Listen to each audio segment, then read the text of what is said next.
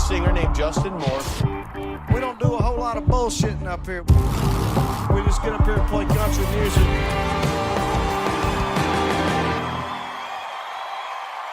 Hey guys, today's podcast is sponsored by Bobcat Company. Check them out at bobcat.com.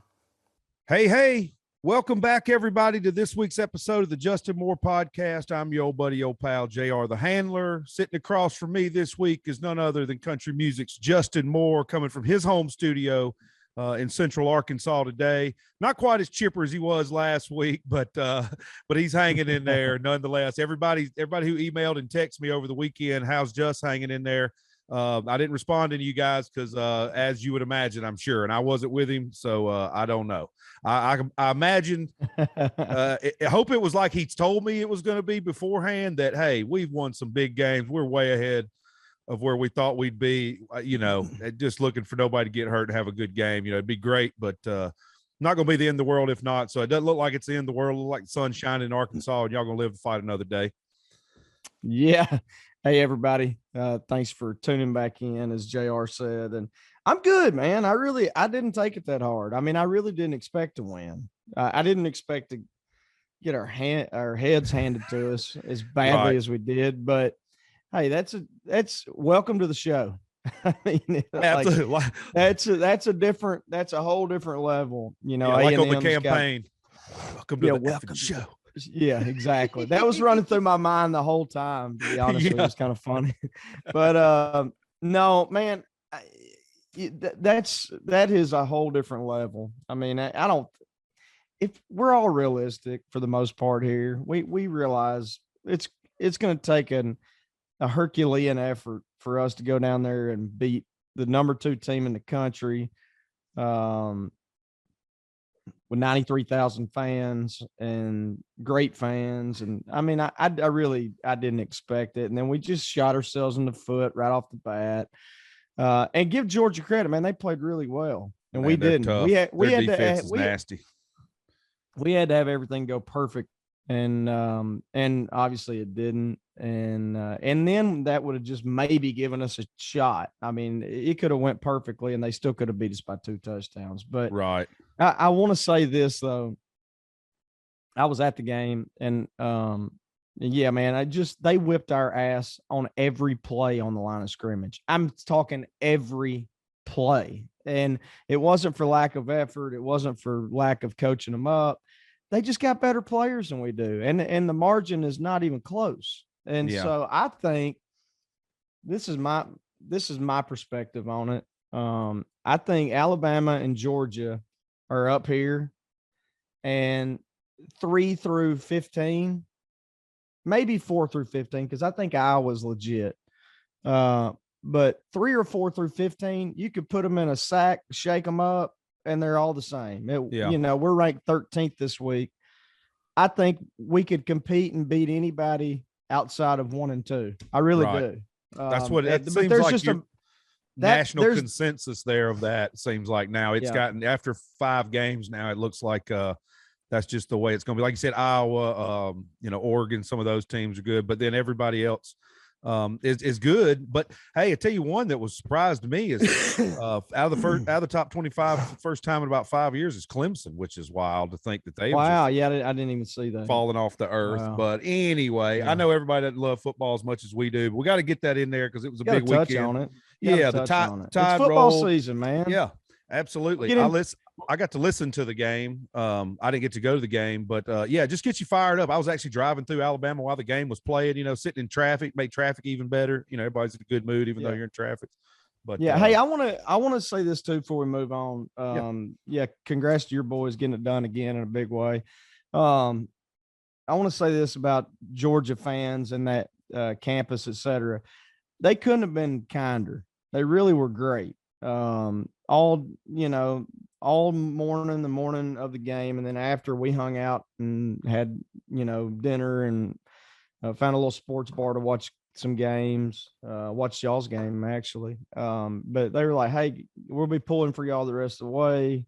Good luck. And just everybody was really, really cool. And that's not always the case, as you and I both know, when you're the opposing team in enemy territory, and they really were gracious and kind. And this old guy, I was standing in line to get a hot dog or something at the game, and older gentleman walked up and he goes, "Fellas," he goes, "y'all got a really good football team. This Georgia just did everything right today, and y'all couldn't get out of your own way." And so anyway, that was just one of many examples. So congrats to them on a great game, and best of luck the rest of the way, and appreciate their hospitality. Right. All right. Well, we without any heads up on this, guys, we end up locking down a great guest for this week. I mean, Bear's barely any introduction. I'm gonna see if I can get him on the Zoom machine.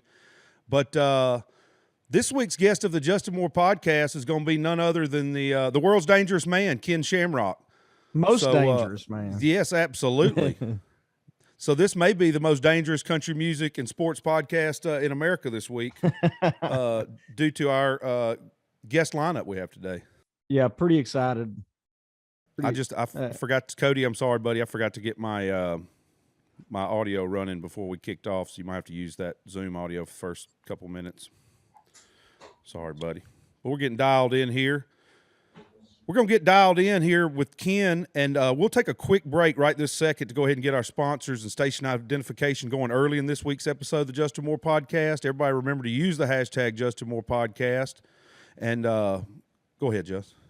I was just saying, remind me after we let Ken off the hook and he gets to get out of here and stop messing with us knuckleheads that we got some more football news to touch on. Yes. Some stuff I talked to you about last night. Yes. So don't let me forget that. There's purple and gold in Arkansas, and it's rolling too. Yep, absolutely. I want to give a quick shout out to Bobcat Company, who really does make a job, any job that is, easier. They got everything from skid steers to compact tractors, utility vehicles, zero-turn mowers, and everything in between. Their products are designed to make your lives easier. I like that. Which means spending more time with your family and doing the other fun things you love. Y'all know how big of a deal that is to me.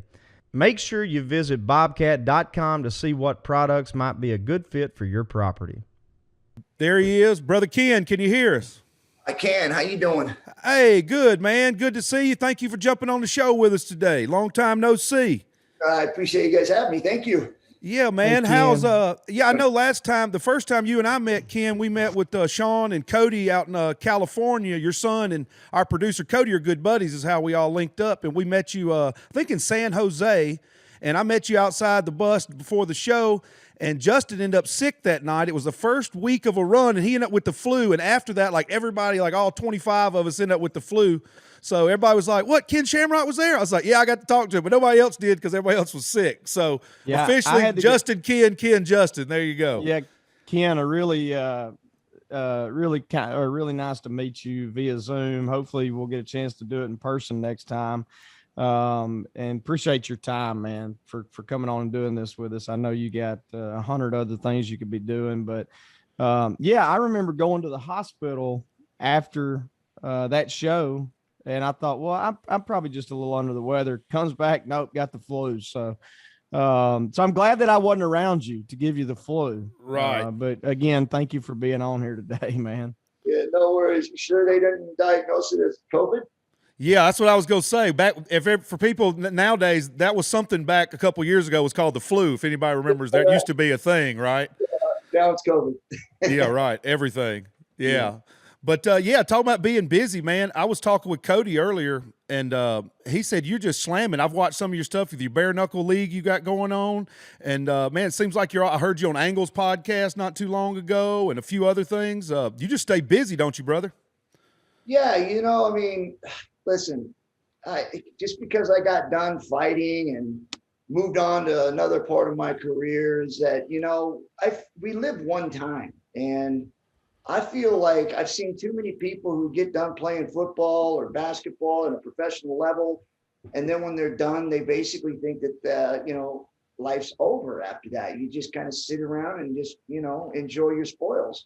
For me, man, it's not that. I want to keep doing things. I want to create things. I want to build things. I want to give people opportunities to kind of follow their dreams and experience what I experienced. So for me, it's never stopping because I always want to keep creating and building and giving people opportunities.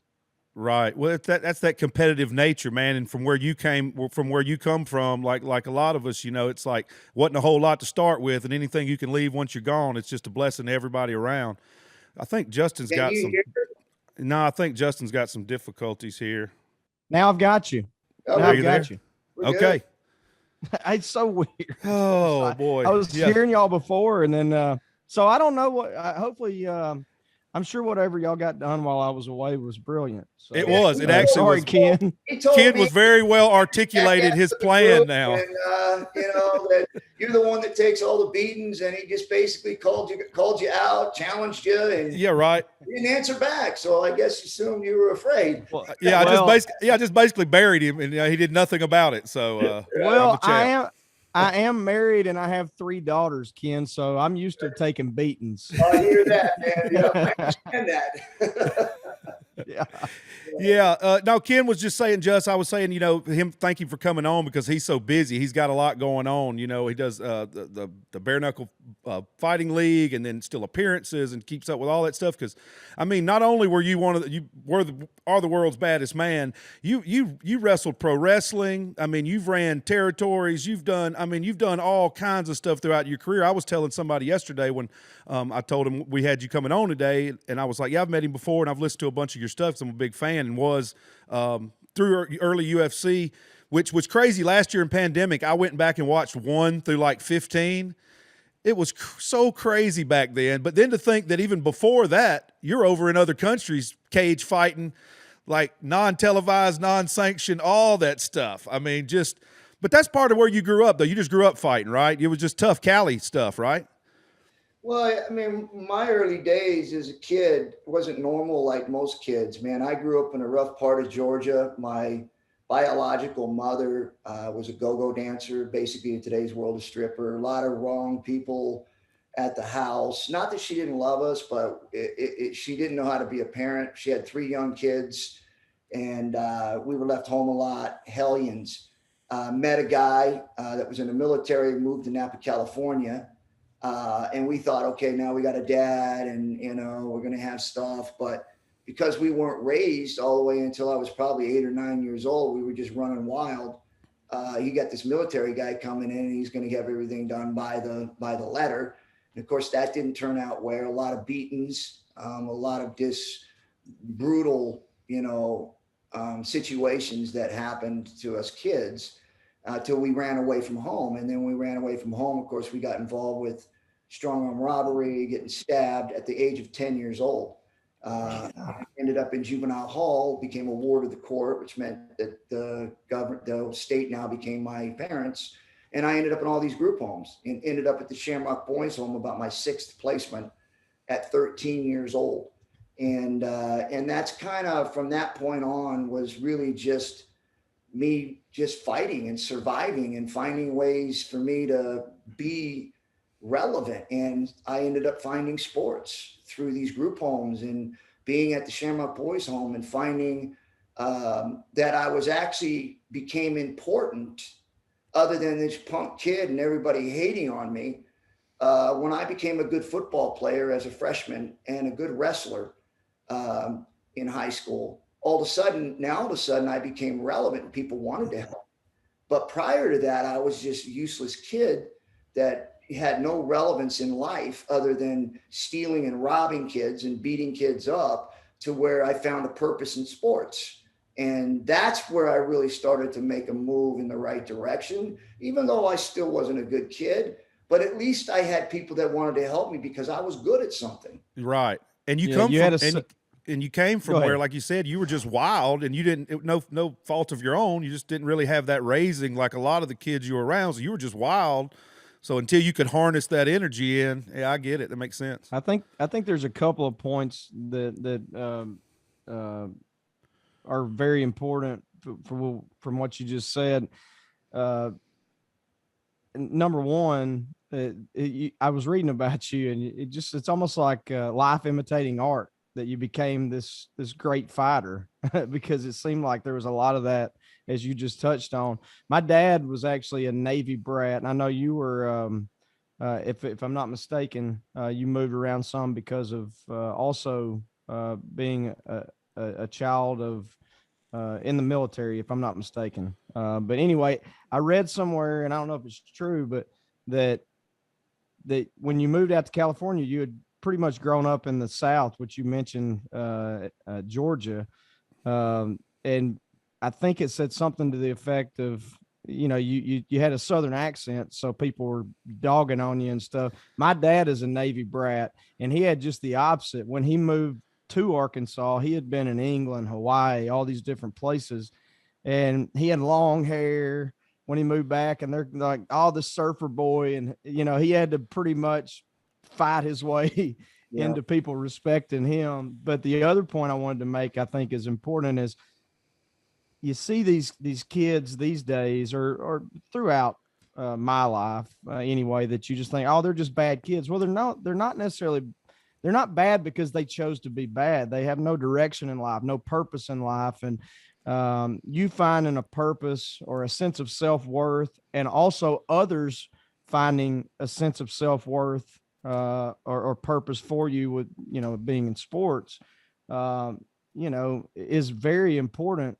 Because if you don't have that, you really don't have a direction. But if you got something like sports, you probably like, man, I really want to go do this. And I don't want to put words in your mouth, but I know me, I really want to play Friday night. So I'm gonna probably go ahead and take this test, even though I don't want to, or I'm gonna do my chores, or I'm not gonna knock off this gas station, or whatever the case may be, because I bad as I want to, or I really want to drink this 6-pack, but I'd rather play Friday night against so-and-so or whatever. But anyway, I know that's a lot of rambling, but I wanted to make those points. There's circumstances in which a lot of people are born into, and it's not necessarily their fault. Right. But as you get to a certain age, whether it be 13, 14, 15, 16 years old, obviously the responsibility of life isn't all on your shoulders, but there's also there's things that I think that parents or people like Bob Shamrock and my mom Dee Dee did for me, was to be able to give us an opportunity from our circumstances to be able to try to be successful. And there was a lot of different opportunities. And I remember me, it was sports. I mean, it just directed me there, and I took my frustration slamming people, hitting people. I mean, I was a good guy.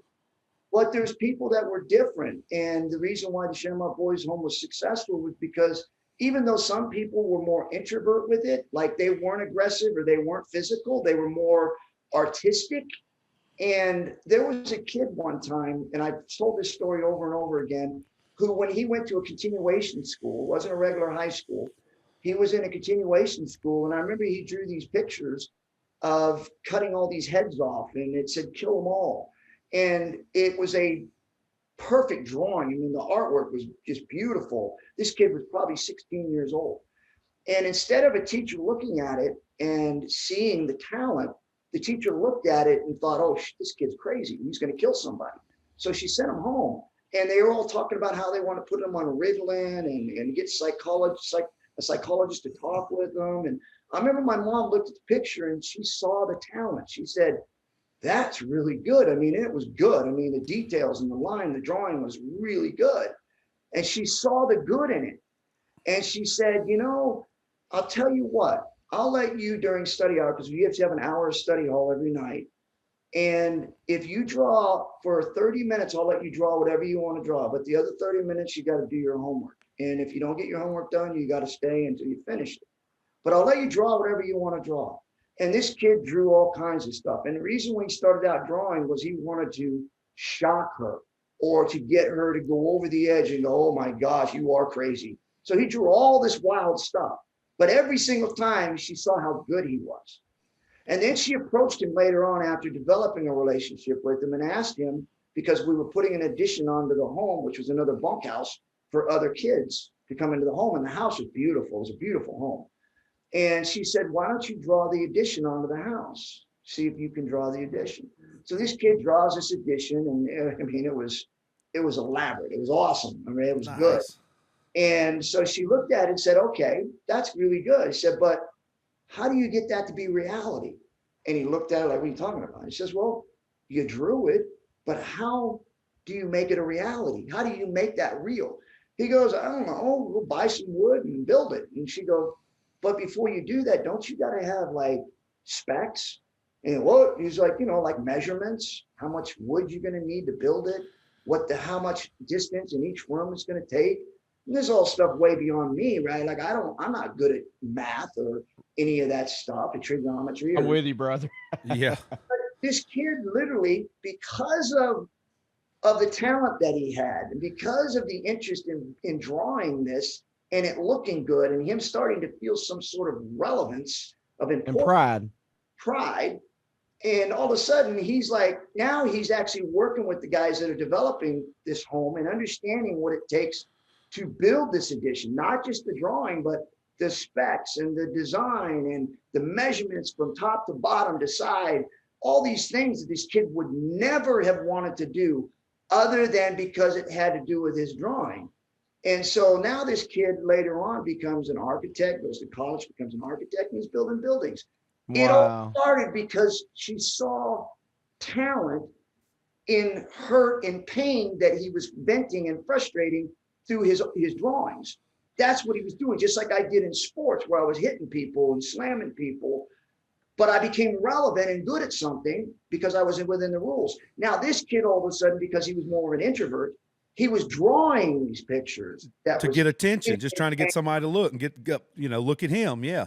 It Give was him some love. Relieve the anger and frustration. Right. But he was very talented in what he was doing. And because she saw the talent, she saw what was there, she pulled it out of him and he became relevant in life. Same thing when you talk about rappers or singers. Most of them start out because they're frustrated and angry and they have no purpose in life. So they start singing because it's a way for them to feel important. And I always use this when I'm doing motivational speeches because I think it's very true in life that people all have talent, but sometimes it goes unnoticed because people aren't looking. Yeah, won't give them a chance. Well, I think the thing that I guess the perspective I get from that story, which is a great story, by the way, that's amazing, is as adults, and in particular parents, but as adults, we got to be better as a whole, in recognizing those things. And because as kids, you don't necessarily recognize your talent. As you say, everybody's got one. And I agree. And the other thing you were talking about, he was trying to get his anger out, and that, he felt as though expressing that in drawings or whatever, or singers do the same thing. And for me, it's also where I feel most comfortable is with a guitar and singing. I don't know if you were the same way in the ring. Like, I've never felt more like myself than I do when I walk on stage. And I walk around and I'm happy in life, and I have a wonderful family, wife, kids, etc.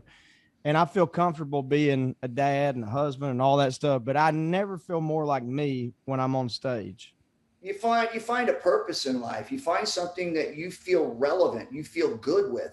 And I think that's where I think a lot of times where people settle for less, because they don't literally find out what talents they have and what they like doing. Instead, they take a job just so that they're paying the bills, and they're unhappy the rest of their lives. Some people are okay with that, and that's great. But I see a lot of people that they just don't want to go the extra mile to find out what they love doing. Yeah. I always say that I tell people all the time, dream bigger, dream big. You can I think it was our buddy Diamond Dallas Page that said, you shoot for the stars, and if you fall a little short, you're still in the clouds, you're good. It's good to shoot big, that's funny. I was talking to a friend of mine, Justin knows him, friend of mine, Lee Hussey.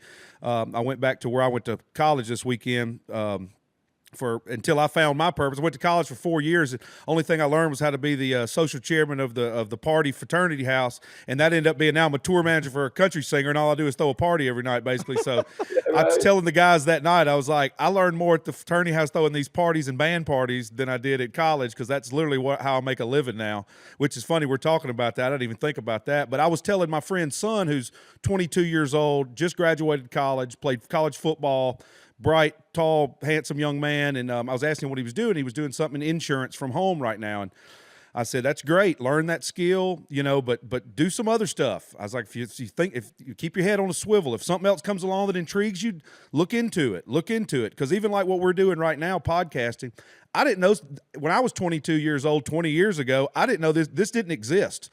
So I didn't even know to have this dream that I could talk to one of my heroes growing up, Ken Shamrock, on a damn computer screen flat in my office. He's in California, Justin's in Arkansas. You're home. I'm at home in Alabama. I mean, this is crazy, So Yeah. I say that to say, well, like going along with you find your talents, find something and dream big. Go look into other things, be intrigued, be inquisitive. Don't settle, because I agree with you. I think that's what a lot of people end up doing. They settle for something, getting stuck in a routine, and then just don't want to kick out. And, you can't live your full potential if you don't kick out every now and then. Yeah. The cool thing about what we all have is like when you think about when people strive to get started in life, they start doing something, they become successful. And I'm talking more about people who are celebrities, like, for instance, being a singer or being a manager of some pretty amazing people, being a fighter and being at the elite level. It seems like I've seen this over and over again with NFL friends of mine, NBA players, hockey players, different people who have really reached the pinnacle of that elite level. And then when they're done, they're 37, 32, 37 years old, and I watch them die. I literally watch them shrink up into nothing, because it almost feels like once they've got there, they've got no plan after that. There's guys like Kobe Bryant, Shaquille O'Neal, different people who you see them even after their status as a NFL or as a celebrity or as a professional athlete, their status hasn't stopped. They keep growing. And I've seen too many people in the world of professional sports that when they're done, they literally are done. Like, they don't have a plan after that. And they end up dying 10 years after that at 50 years old or 56 years old, because they sit and they eat and they keep doing what they've done when they were an athlete, like eating all the time, but they don't train. And they have diabetes and heart attacks and all these things that happen to them. And to me, I just keep thinking to myself, is that it? I mean, okay, so you achieved one, you have no plan after that? Yeah, and like you talk about purpose. Yeah, in the same breath, you talk about finding your purpose and maybe your identity. But I always say this: I go, playing music is what I do. It's not who I am. It's long after that's over. If I can't sing a note on key anymore or whatever, I'm still gonna be someone who succeeds in life. And so that's at least the goal. And I think a lot of people have difficulty, whether it be professional athletes or actors or singers or whatever the case may be, that all they have is this one thing. And so I think, I guess I say that to say this: it may be important to use the one thing that you're great at and you're passionate about, whether it's singing or wrestling or fighting or playing basketball or whatever, but also have a bigger purpose. Yeah, and I think that's when you talk about that too. I mean, it's different too when you're at a certain age. Like you guys are in the middle of your careers. You guys are literally got so much more to accomplish in what you love doing right now, right? I've already done what I love doing. I've already been past that. But as we grow into that elderly position of an athlete, where now all of a sudden you're a retired athlete, you have other opportunities to do things, whether it's charity, whether it's working out, helping, kids that are struggling, at-risk kids. There's so many other things that there's opportunities for me to do, because as I was building my career as a fighter and as this world champion, other opportunities start to come to you when you get towards the end of your career. And that's where you guys are right now, whereas you're in the middle of your career. you're not even in a position right now where you start thinking about what that next step is. It will come. I promise you, doing podcasts, doing all these other things is just a step of where you guys are going to end up at some point in time when you come to that point where you're going to be that elder person, where in your industry, you're going to move into that, not necessarily retirement, but you're not going to be at that top chart anymore, where you're going to be phasing out. And you'll start seeing these opportunities, just like everybody does in our position, of what your next life is going to be. Yeah, and it's certainly taking advantage of the vehicle that got you the notoriety and the platform, et cetera. It just like, I know for instance, and you're exactly right. We're right in the middle right now. And, you know, of the grind, I guess, the climb. And that's the so time, brother. I mean, that really, I know, right? It was never more evident than last year when we were sitting here and this was all we did. We didn't get to go play our shows, you know? So, yeah, right. but yeah, I mean, we're right in the middle of it. And I know, you know, 3 or 4 weeks ago, maybe 6 weeks ago, we had our very first, golf tournament benefiting St. Jude, raised over $300,000, which was awesome. And we're doing a charity event this week, actually, for a Boys and Girls Club, which when I was growing up, I thought the Boys and Girls Club was only the place where I went and played t-ball and basketball. And I've learned through doing this event for now 8 years. And this year we're hoping to get over the $1 million mark for the first time. And so they do so much more. And I know you're probably very familiar with all that they do. And then we're going out to California and doing a benefit here. So my point is, you know, we're trying, as I know that you do often, trying to use our platform to benefit, you know, as many folks as we can. And certainly I wish we had more opportunities, but yeah, it's important. Well, that'll come too, you know, just like I was saying, you guys are in a spot right now where, you know, you got the whole world in front of you right now. You got all kinds of opportunities, you know, you're well known. And so, you know, there's a lot of stuff that just from the experience that I've had in the position that I've had moving in the direction, because it's kind of the same process, no matter what it is, whether you're an actor or a basketball player or a professional athlete of whatever sport, music. I mean, it's all pretty much the same thing. There's this transition that you go through. And then once you get to a point where you're in, now you've got to prove yourself, and you got to keep proving yourself and keep proving yourself until you get to a point to where you've already done it over and over again, where now you're a solid fixture.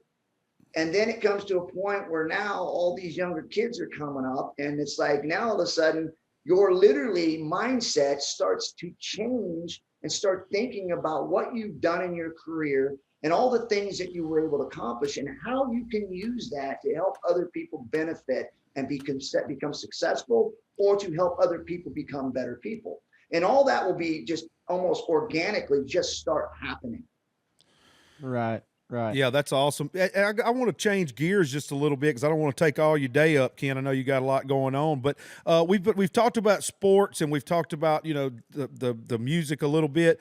Going back to when you first were in that impressionable age, when you got to the Shamrock Ranch and were doing all that stuff, that's about the time, I know for me, you know, 11, 12, 13 is when I could first get my own music. I didn't have to listen to whatever the hell my older buddies or my parents or grandparents were listening to. What were you guys listening to back then? I don't want to tell. I don't know the exact dates right then, but Mike could guess it by the music. What were you guys jamming back then?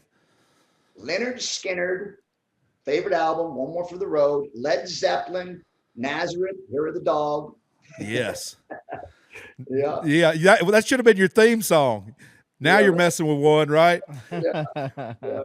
Did you once you got into prize fighting? Obviously, I know, like I mentioned a little bit earlier, and anybody that doesn't know it, I mean, go back and look at there's there's tons of great documentaries out on Ken and his travels and the early days, man, going overseas and fighting and stuff like that.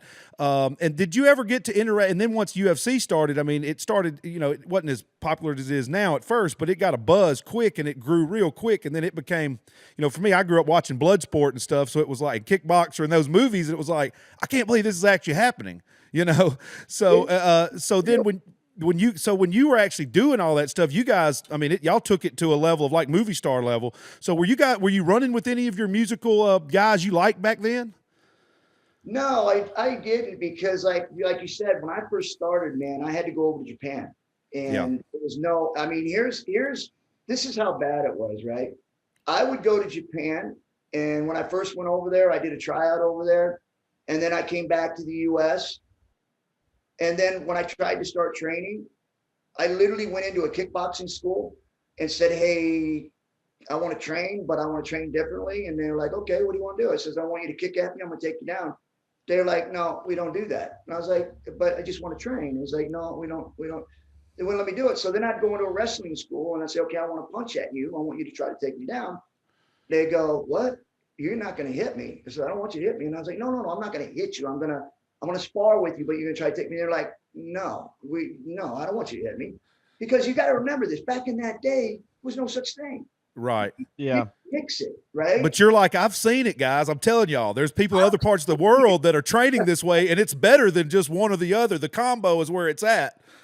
Well, I mean, I would argue that even when I'm sorry, Ken. I would argue that even when the MMA started, it was, when people were seeing this on TV and stuff, it was like almost shocking to people because they hadn't seen this before, which is kind of what y'all are talking about. And you're going, whoa, like, yeah. And everybody didn't we can legally do this. Yeah. And everybody in the States didn't have access to Japanese fights. No, they were going like this. And this is what I was hearing all the time was like and since I was the expert in submissions, I would take guys down, I would submit them, and they would literally say, that doesn't count. Like, that's cheating. They were literally saying that in the beginning.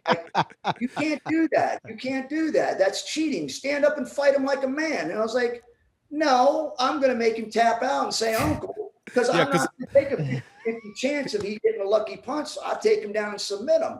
Like a real fight. Yeah.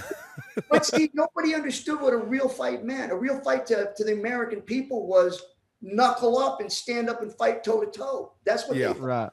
Right. Yeah, but it was whatever it took to be the winner of the contest is what actual fighting is. Yeah, and you got to travel and see it.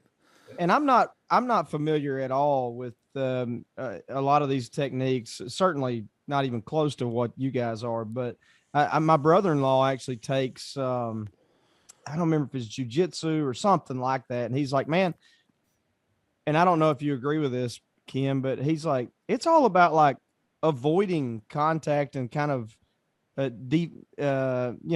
getting away from these situations and like not fighting, basically. Yeah, well, like Ken said, not getting hit.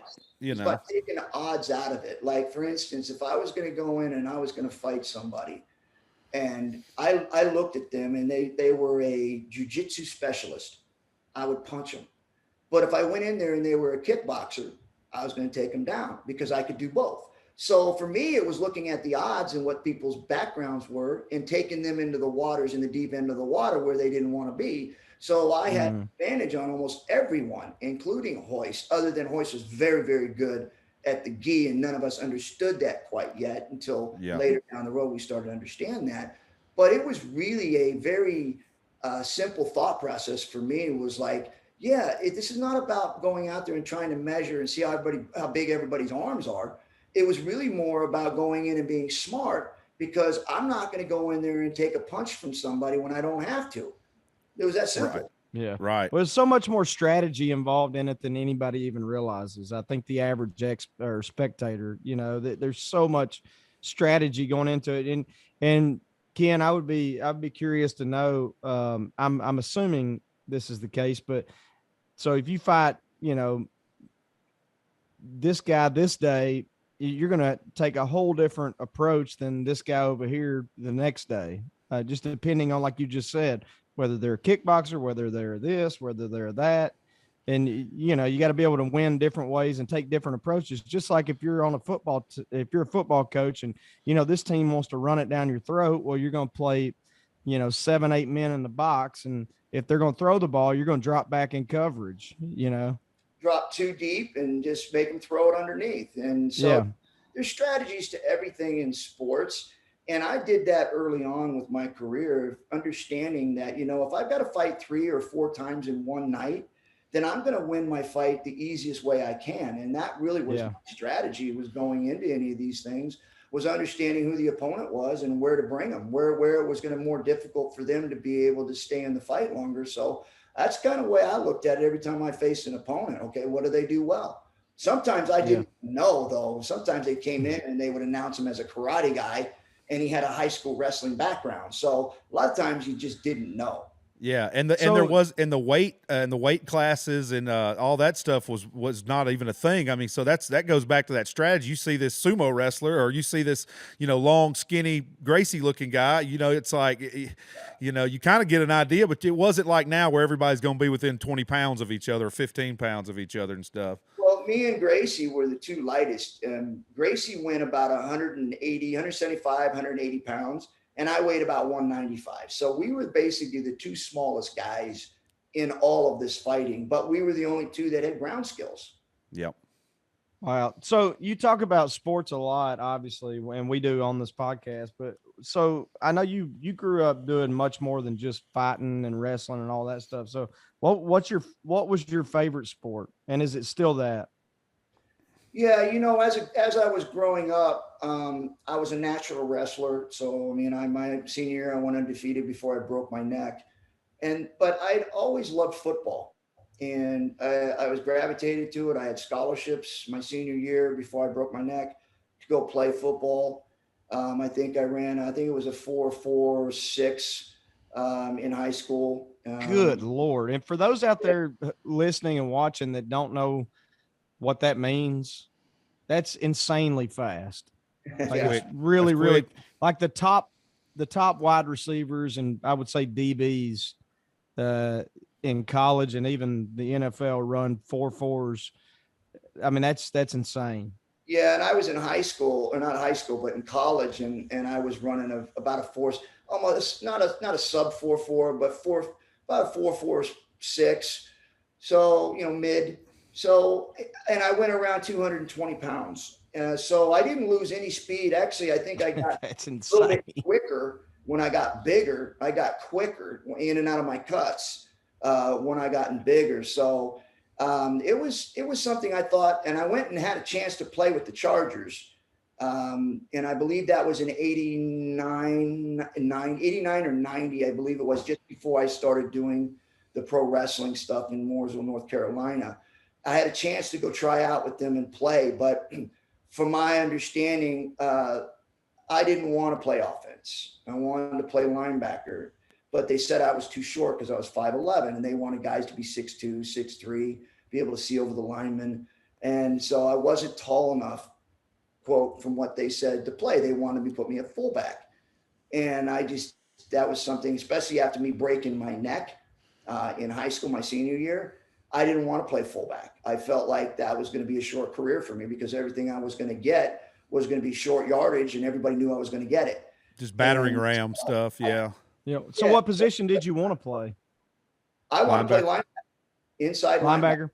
Yeah. Inside linebacker. Weak side, Wanda linebacker is what I always played. I felt like my pursuit, because I was fast, I was able to cover tight ends. Being a strong slot receivers. Yeah, you'd have to be able to be a little bit more stout, more like 240, 230, 240 to be able to step into holes and stop running backs coming downhill. And I think I could have done that, but in the weak side linebackers, you want them to be more fast, and you want to be able to cover receivers and tight ends coming out of the back. Yep. Right. Yep. No, yeah, you mentioned Ken going over to North Carolina. I wanted to talk about that because a lot of people don't know your journey of doing the pro fighting, then prize fighting, and then back to pro wrestling. But I do, obviously, because I mean, I was telling Justin yesterday, I was like, dude, I still got a video game somewhere in my garage that Ken is on the cover of this WWF video, back when it was WWF before WWE video game. But tell everybody, because I know we've got a lot of wrestling fans, and I'm a huge wrestling nut, and a little bit about that journey getting into wrestling, because that basically combined the athletic stuff with the show business stuff, and that kind of turns you, because then you're in movies and all kinds of stuff by the late 90s. Yeah, I think it was probably 88, 89, somewhere where I had the tryouts. I ended up turning those down because they wanted to move me to fullback. So I chose not to do that. And so then I started looking at pro wrestling. So I was in Sacramento for a while working with Buzz Sawyer, who was in Japan at the time. And he ended up dying over an overdose in the bathroom at a nightclub. So when he passed away, I had to find another person to work with. So my father was looking around and trying to find wrestling camps, but here on the West Coast, it wasn't that popular at the time. So he looked in the East Coast, which was Mooresville, North Carolina, where Nelson Royal had a school with Gene Anderson, and they were doing tryouts. And so I went down there, did some tryouts, passed the tryouts, and I started my career in pro wrestling. And so I remember probably maybe a year after I had my tryout, I was carrying the strap for a pro wrestling organization down there, which was Nelson Royal's Pro Wrestling. It was North Atlantic Pro Wrestling. I carried the strap for a little while. I remember doing a couple house shows for WWF at the time, where I wrestled Barry Horowitz twice, and then this guy called Mega Man once. And so I was starting to get some movement, even as a young, early on into my career of pro wrestling. Then I saw this tape that Dean Malenko showed me that was over in Japan, and it was called Hybrid Pro Wrestling. And it was like these guys kicking and punching and throwing guys to the ground. And it looked real. Like it looked like they were really hitting and beating each other up. But the endings were predetermined. So the finishes were planned out. But Right. all between that, it looked like they were actually sparring. Like you go into a gym, you see guys sparring.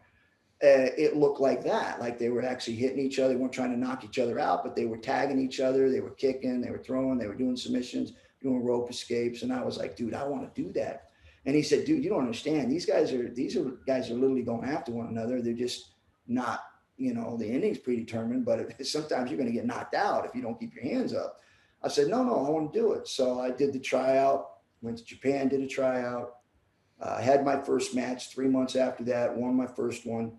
And since that time, that's where, that pro wrestling start that I had gotten into that hybrid pro wrestling. Then from hybrid pro wrestling, I went into the Pancras organization, which was the very first mixed martial arts, true fighting, where we turned pro wrestling into real fighting, where everybody kept saying, what would pro wrestling look like if we made it real? Well, that's what Pancras was. We literally took hybrid pro wrestling and said, let's make it real. And so once they did that, I became the first champion there. I'm probably 2.5 years into this. I was the #1 fighter in Japan. I was a champion. No one could beat me. I remember getting this thing from the UFC. They were doing this first fight and it had these Gracies on there and didn't understand what it was, because what we did was bareback. There was no clothing, right? It was just straight grappling. Right. Well, they had this gi stuff on, and of course, nobody really truly understood that. I didn't understand it. I just felt like, oh, okay, well, let's try it. And I remember going into that fight and literally saying, there's no way this is going to be real. This is in the United States. And they're basically saying there is no rules. There are no time limits, and anything goes.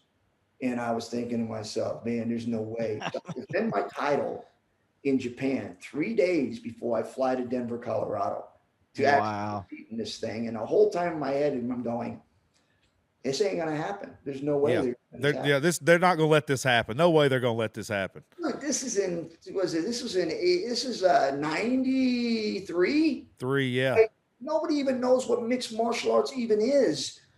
And I'm like, okay, there's kicking guys in the face. Whether I'm like, no, it's not gonna.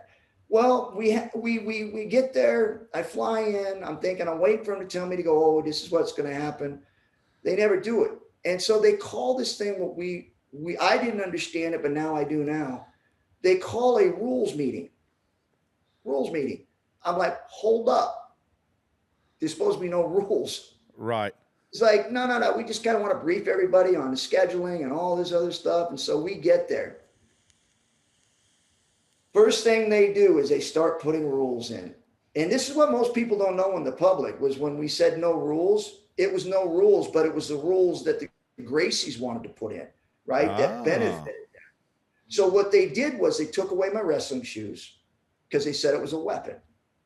Now, I've never been on a wrestling mat or a fighting surface with no wrestling, never, ever not had shoes on. Right. So, but they could still wear the gi though. But they could still wear the gi. Come on now. So there's part of your understanding of why they took my shoes away because I had no foundation. I was slipping. So they knew that. And then they took away, Zane Frazier's kick pads. And then they took away Art Jimerson. They wouldn't let Art Jimerson tape his hands. So he decided to wear one boxing glove. Yeah, one glove. Now, what I don't understand is like, it was supposed to be no rules and that everybody was supposed to go in with their own discipline to see what discipline was the best. Right. But they let boxers tape their hands to be bare knuckle fighters. And they wouldn't let Zane Frazier wear his kick pads so that he could kick and not damage his shins. And they took my wrestling shoes away. But they let Hoist wear his gi. And so for me, that was when we first did that. It kind of blew me away because a lot of guys were questioning them. And I remember that Horian basically said, well, if you don't want to fight, don't fight. And everybody's like, we flew all the way out here to fight because it was supposed to be no rules. And now you're saying you're going to put rules in, but now you're telling us, well, if you don't want to fight, don't fight. And so that was the first experience I think that we had with what UFC was about to become. Thank God it didn't. Somebody came in and took over like Bob Meyerowitz and said, no, we're not doing that anymore. You guys are not having control over how the rules are being placed here. Yeah, day of show once everybody gets there. When they started going, no, we're going to even this out. You're not going to be in it. That's when I fought him the second time and I beat the fuck out of him. Right. They weren't able to put rules in there and take things away from me. Right. Like, yeah, you can't change the rules on me the day of the show. And I've done flew all the way here. I'm a fighter. I'm going to fight. But damn, that's shady to swap it on me by the time we get here. Yeah, so JR always says, even in our business, he's like, I'll play by the rules. No, I'll play the game. All the rules. Yeah, I'll play your game. I'll play whatever game you want to play. I just need to know the rules. But just tell me so I can at least experience what I'm going to be like in there. Like the first time I ever walked onto a surface with no shoes on was walking in to fight somebody. Yeah. And that's Patrick Smith. And if you watch me fight him, I'm literally trying to corkscrew him to get him to the ground because I was slipping all over the place trying to get him to the ground. When I finally did, I heel hooked him. But it was just such a different feel to be in there, and especially with the caliber of a guy like Hoist Gracie, where we were only like 10 pounds difference. So it wasn't a weight factor at all. Yeah. So for me, when they took the shoes away, it took away the foundation of what I did, which was shooting on guys, taking them down, pivoting on the ground, spinning in and out of knee bars, which I used my shoes to get grip for. So when you get that taken away, your whole game plan of everything that you do comes from that foundation. When that's taken away, now it's like being on ice. Yeah. And had you known ahead of time, you would have trained a couple of weeks without it and at least been a little better prepared for it. I'd have been okay with that because at least I would have been able to understand what worked and didn't work. Right. Yeah. Or put some pine tar on the bottom of your feet or something. Yeah. Get some calluses built up. If they were going to do that, they should have took Hoist's gi away because no doubt. Away, have like that. Should have taken that away. Yes. Yeah, no doubt. So when you go ahead, Sorry. JR. I was just say when you moved into pro wrestling though, did you right away enjoy the I guess the show aspect of it, or was that something you had to I guess develop a love for, or was that just kind of in you by nature? Well, I did a little bit of early on before I started really getting into fighting with the smaller organization, and did some stuff with WWF early on as Vince Torelli, Mr. Wrestling Vince Torelli. And of course, then I started into the fighting stuff, and I started learning because of pro wrestling how to develop characters. And so when I started fighting, I also kind of started to develop a character, the world's most dangerous man, or Ken the Rock Shamrock, or all these things that I understood how to market a fight because of wrestling. Yep. So when I got the chance to actually get into the WWF at that high level, because of the celebrity status I had in the world of mixed martial arts, I made that transfer over. My understanding of it, I already had an understanding of what it was. And I had a very good understanding of what I needed to do to be successful. But I also had to have coaching from guys like Bret Hart to help me understand that I cannot become Vince Torelli again. I have to be Ken Shamrock, the world's most dangerous man from the UFC. So therefore, I can't go out and do hip tosses and these hit the ropes, go up the top rope, all these things that pro wrestlers do. I had to use counter moves, submission counter moves to pro wrestling moves, so that Ken Shamrock, the world's most dangerous man that I developed in the fighting world, stayed true to who he was in pro wrestling. Right. Makes total sense. Yeah. Instead of going in, it's like, wait, he's a prize fighter, and he's doing theatrical moves. That's like that he would never do that. We would never have thought Ken Shamrock would do a, flying elbow bouncing off the second rope. That's just not, that's, like you said, it's more the, the kick, take them down, strikes, grappling. Hooks, arm bars. When Undertaker picked me up for a choke slam, I spun into an arm bar for a counter. When somebody would try to throw me for a hip toss, I would block it, spin into a knee bar. So all these things that I did that people were trying to do pro wrestlings to me with, I would always counter with a shoot move. So that way people saw Ken Shamrock in pro wrestling. Yeah. Right. And it worked all the way to the top. Even beyond that, Ken, though, I guess, like for instance, like for me, like I absolutely hate shooting music videos. I just, they're just not fun to me. I don't enjoy that. I just want to go play my music and that's it. So did you enjoy like getting on the mic, being on the TV, or did that come natural to you? Or was that something that you're like, all right, like for me, like, it's just part of it. I got to do it. Or did you enjoy that and I guess embrace that whole thing? I think I was better at the shoot interviews, like with UFC, with podcast stuff that I'm doing here. I've always been really good at talking about stuff. I've always been good at being able to talk trash to people. But when it came to pro wrestling, it just never clicked with me, because it was hard to really be me in interviews being a pro wrestler, because if I was me, I wouldn't, most of the time I'd always attack somebody, because I would say something, they would say something to me, and I'd attack them. Right. In a fight, in a real fight that I would be doing. But in pro wrestling, you had to jaw back and forth and never attack anybody. So I had a hard time with being on the mic in pro wrestling, because it wasn't natural for me, because I wouldn't stand there and talk to somebody for 15 minutes talking trash to them. It would take 5 minutes, and then I would attack them. Or Well, they say most great pro wrestlers are just themselves turned up all the way, to 10 or 11. Well, with you, if you turn the real you up to 10 or 11, that doesn't even happen. You see the guy, you're like the pit bull that walks in the dog. You don't even have to say anything. You just smell each other. You'd have been on them. So it's kind of the opposite. You had to dial it down just a hair, where you're still the world's most dangerous man, but you're also give them a little bit of the show they want to build the fight, which has become what UFC's done. UFC's doing WWE better than WWE's doing it now, as far as selling tickets and marketing themselves. I mean, that all is combined into, 30 years after it started, into this huge, both of them are still big. Obviously, WWE's a publicly traded company. AEW's huge now in Jacksonville. And then the UFC and all it's UFC 300 or whatever. It's huge. But they both take a little parts of each other. WWE tried to go with the tough man thing one time. They tried to go UFC. That didn't work with a bunch of untrained fighters. That was pretty terrible. But the other way around worked. And that's what I was going to ask. Were there there some wrestlers or fighters, boxers, any of that when you were growing up that you looked up to, any of the West Coast wrestlers or any boxers that came through town that you really liked You when know, you were growing up?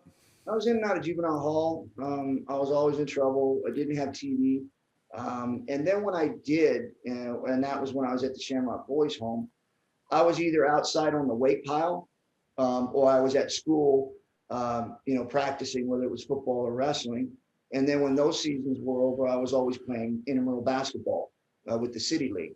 Right. So I was always doing something. Summertime, we were always camping. We were always out doing something. So I never watched TV. I never got to watch a lot of TV. And then there were times when I was a little bit younger, from the time I was probably 5 till I was 13, I didn't have a TV. And then I was in a group home and I was never there. I was always doing something else.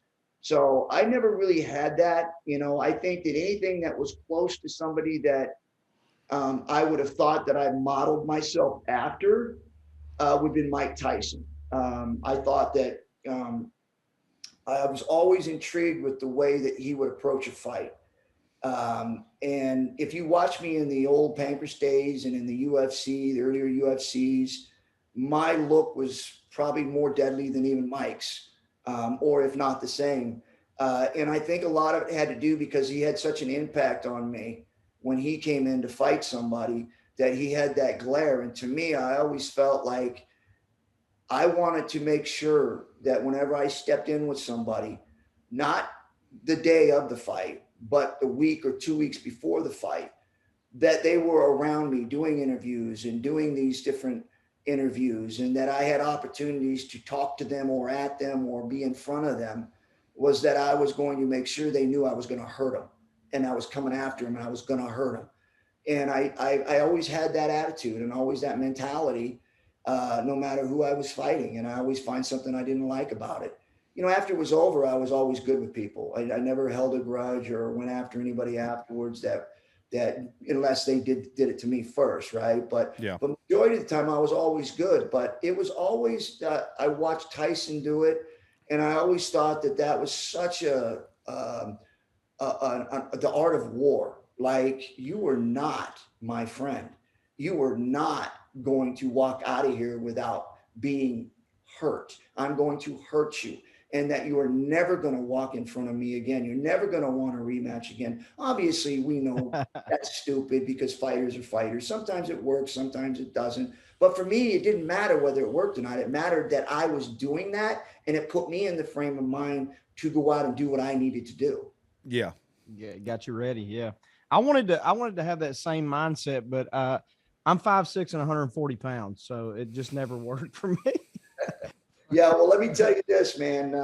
It doesn't matter. I don't care how big somebody is. I don't care how somebody walks up to you. It all comes with the reputation. Once you develop a reputation, then it becomes more successful. Then it becomes more real. And that's what I had to do. I had to develop that reputation, even though that's the way I went after people, because in my opinion, okay, when I walked into that, the very first time I walked into that fighting surface, was that this was my opportunity to become something. And that person across the ring was trying to take that from me. And that I was going to make sure that they didn't take it from me and they would never come back my way again. And so for me, it was about survival. It was about being something and being somebody. And that guy was trying to take it from me.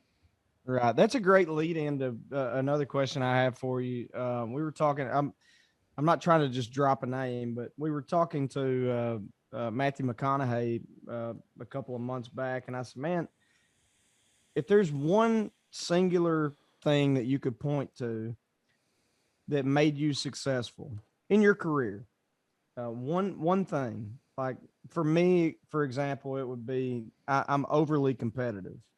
Like I was just going to win, period. Just had to win. And JR knows this. I'm competitive to a fault. And Matthew McConaughey said for him, it was preparation.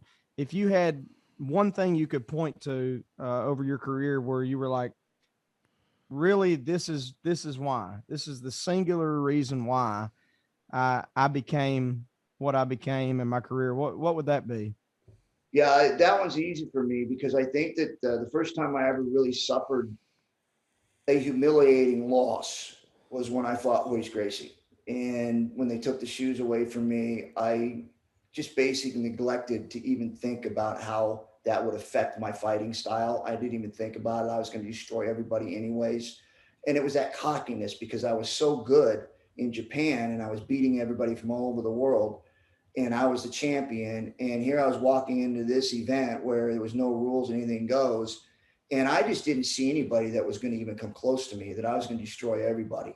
And even though I was small, I was only 195 pounds in this thing. And I think Royce went about 185, about 185. And I remember thinking to myself, none of these guys, the only one I thought might have a chance was Gerard Godot because he fought over in the K1 in Japan. I saw him, but I knew all I'd do is take him down and I'd beat him. And so in my mind, I was like, I'll just destroy all these guys. Well, when I went in there, they took the shoes away. Okay, no problem. Even though everybody was fighting and saying there's supposed to be no rules, they still went ahead with it. And I just didn't say anything. I just did it anyways, right? Probably a bad mistake. I probably should, no, you can't do that. Should have fought a little bit harder. But either way, they were going to get their way no matter what. So I would have had to fight without them anyways. I'm almost positive. So nothing was going to change.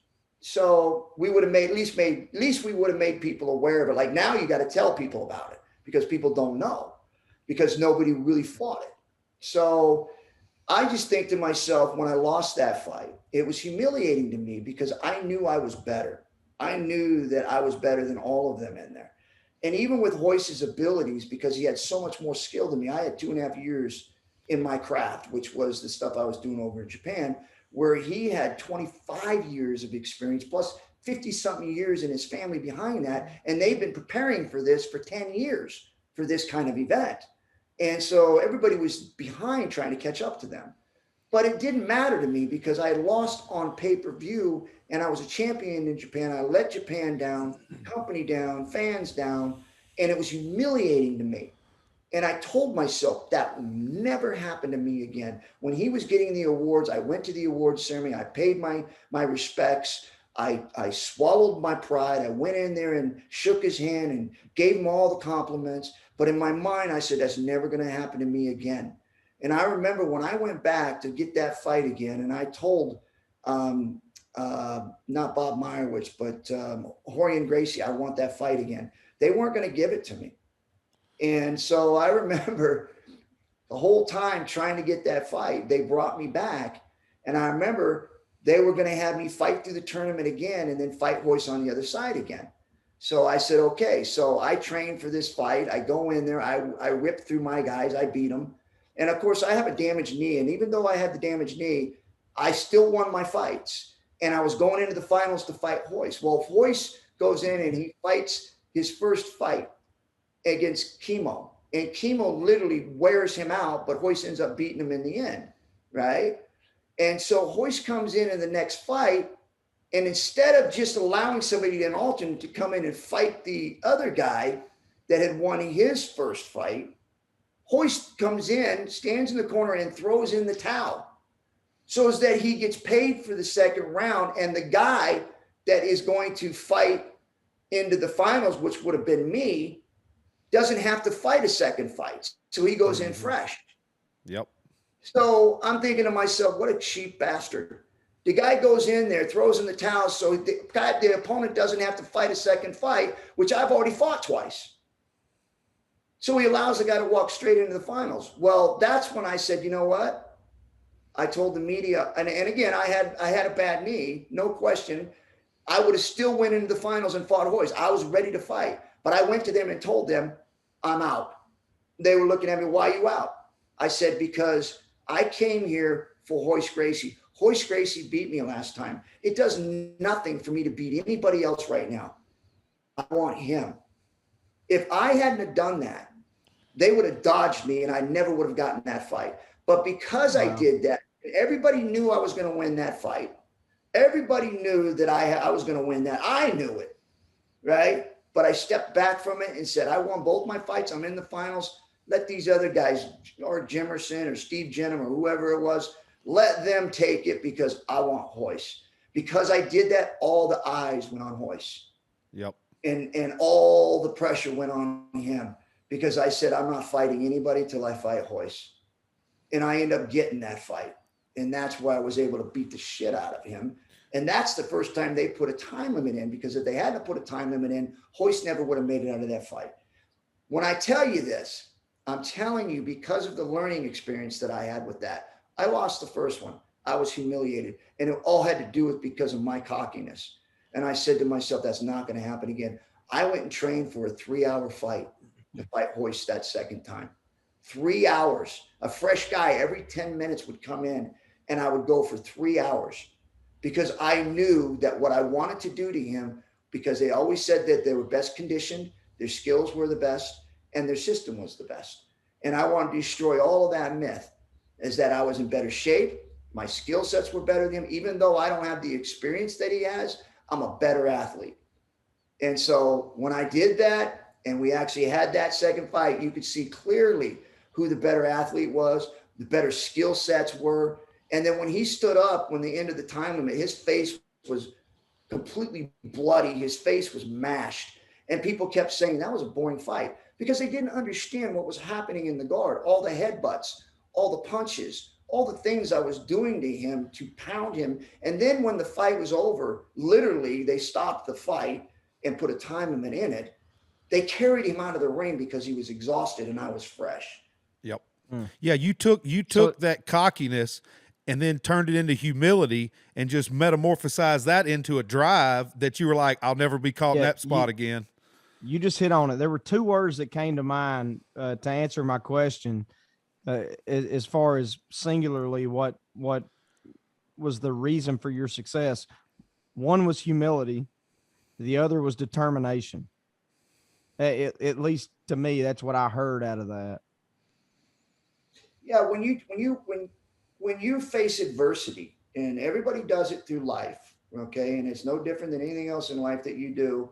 If you're going to be successful at something, you're going to face adversity somewhere, and how you face that adversity is totally up to you.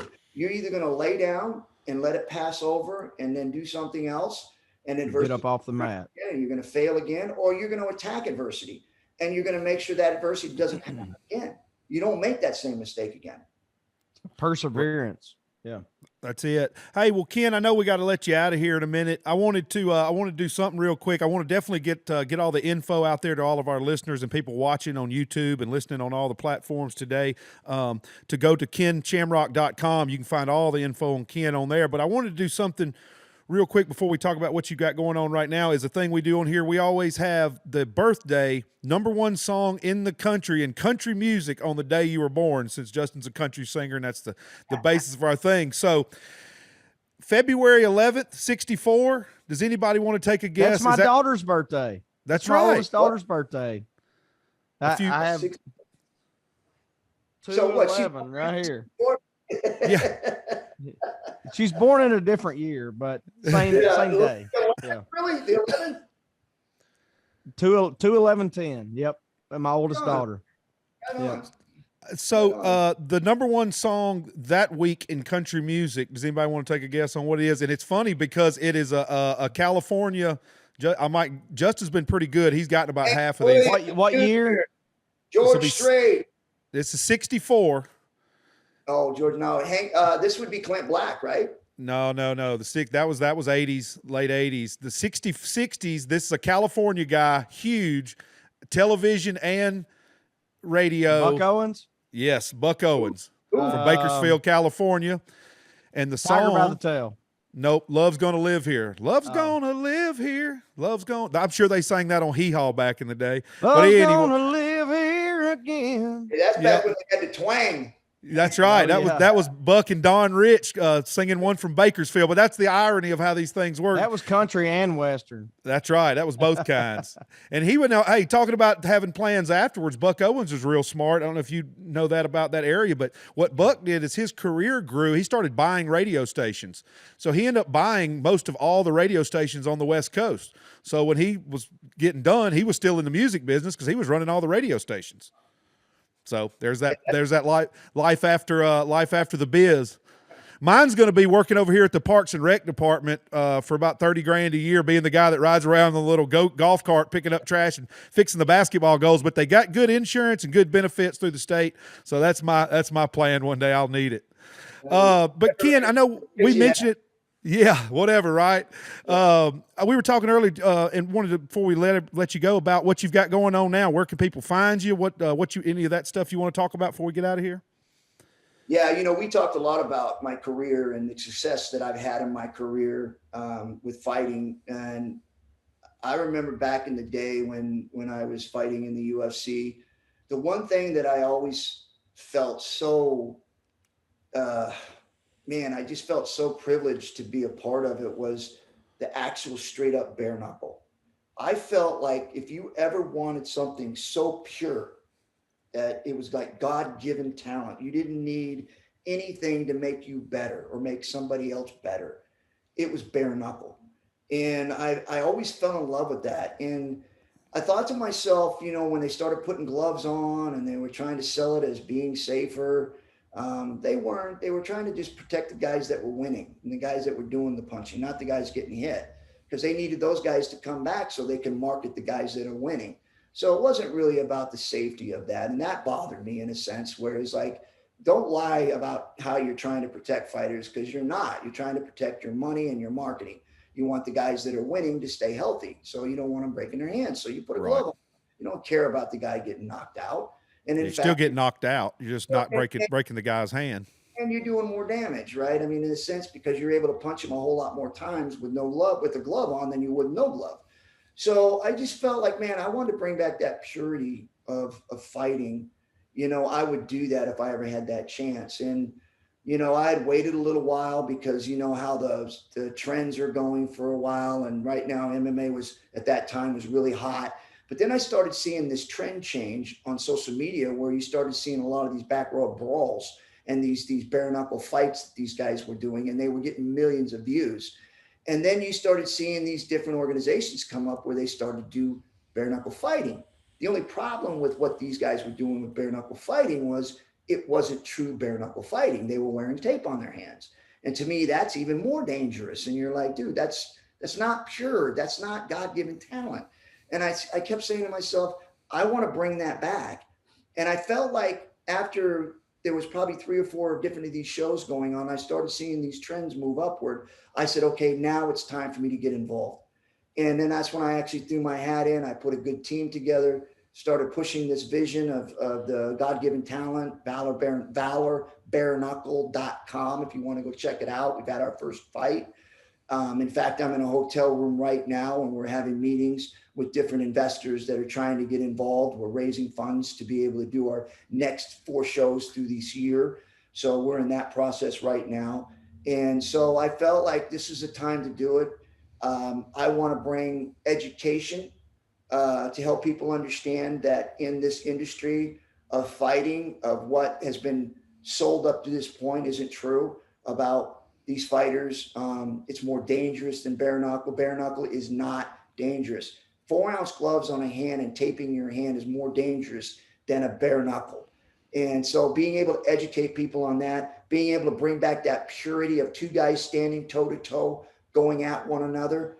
I remember back in the day when I was fighting, the whole thing, every single fight, especially in the beginning, when I'd take somebody down or somebody would get taken down to the ground, people would say, stand them up, stand them up.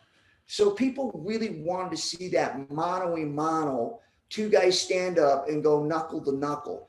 That's what people wanted to see. And so I said, let's do that. Let's start doing that. I also heard a lot about people sitting in the front row on the floor where they're getting good seats and constantly complaining about ropes or fences because you can't see. So I built this bout circle where there's no ropes, no fences, no cages. It's straight bout circle, and it's kind of sunk down in a little bit, so there has ledges to it. And when you're sitting on the floor or in the arena anywhere, there is nothing in the way of you seeing these guys fight. And the fights are faster because the fighters know there's no rope to lay on. There's no cage to lay on. So now they have to force the fight to the center, because if they back up, there's nowhere to go. There's nothing to lean on. So that forces them to fight to the center, and it makes the fights faster. So that's kind of what we're doing now. I'm launching it. We're in the fundraising business. We've already had one event. It blew up.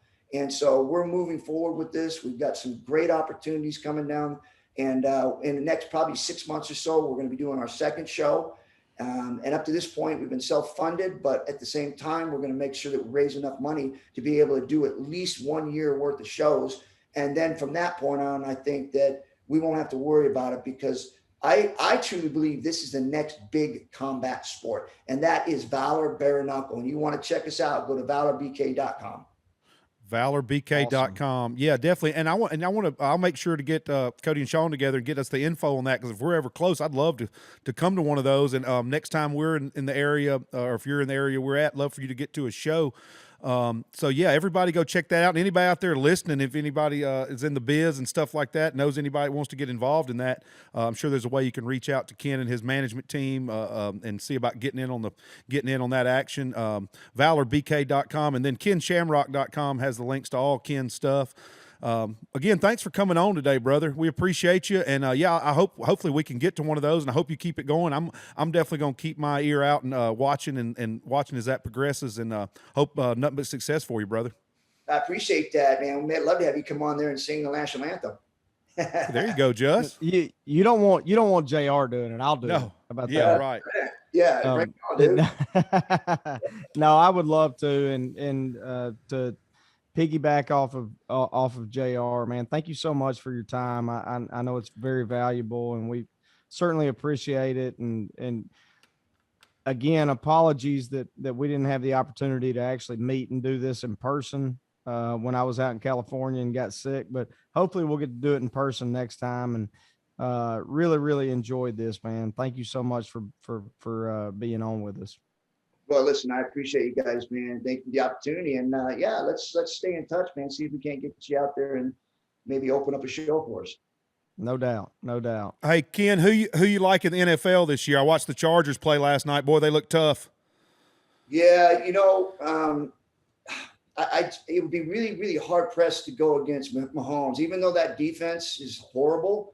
It's just, the guy just knows how to score points, man. You see what he did, when they played against the Eagles, man. I mean, like, they literally got down inside the 20, 2 or 3 times, and they held them to 3 points, and that was enough to win the game because Mahomes scored on every touch. So It's just, until you actually beat Brady or Mahomes, they got to be the favorite.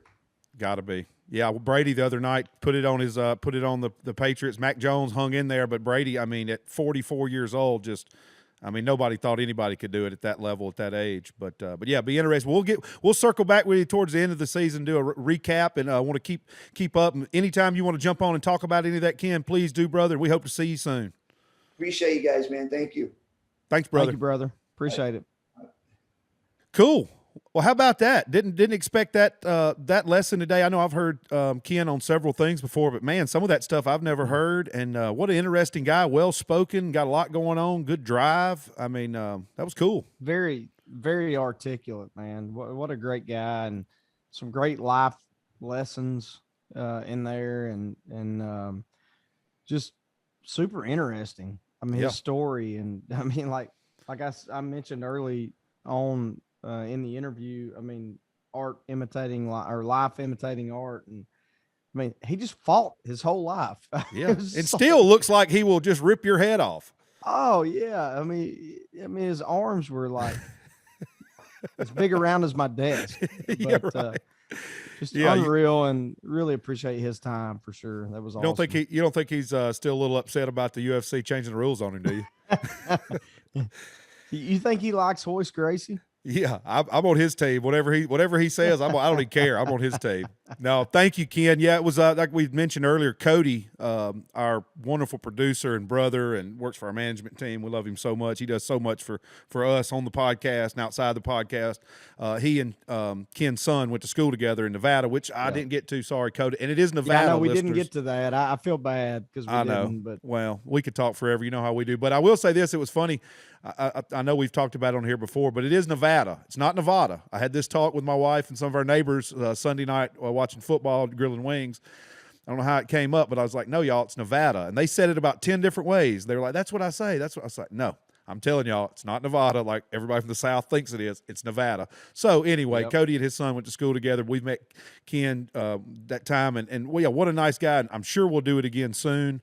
But yeah, thank him for his time today, and I hope everybody found that interesting as we did. You just never know what you're gonna get here on the Justin Moore podcast. I can tell you that. We've got some more guests lined up for this year. We've got a lot of cool ideas and topics and things we want to do. Just had a meeting with our sponsors last week. Got a bunch of cool new things in line for them with Bobcat and Wrangler and Bangtail and all the other cool stuff we've got going on. Potentially talking to one of our favorite spirit distillers about some stuff, so hopefully that'll all work out. But I guess we need to take a quick break and come back and talk about the shows we just did, the shows coming up, and a little bit about the other football game you wanted to talk about. But while we do this break real quick, everybody, if you hadn't during this commercial break, y'all go ahead and click the like, subscribe, and notification button wherever you listen to the Justin Moore podcast. If you're watching on YouTube, make sure to do that there as well. You can always watch us on YouTube. Use the hashtag Justin Moore Podcast anywhere you interact with JR the Handler on Instagram and Twitter, and Justin Cole Moore on Instagram and Twitter. And we'll be sure to try to get all that lined up. I am still compiling a master list of all these questions and comments we're going to do here in a few weeks. So continue to use the hashtag Justin Moore Podcast. Stay tuned. We'll be right back on the Justin Moore Podcast. Hey, what's up, guys? Justin Moore here. I want to remind everyone out there listening that my wife Kate has an awesome children's clothing boutique in downtown Benton, Arkansas. It's Central Arkansas. So if you're local, come see us at 119 West South Street in downtown historic Benton, Arkansas.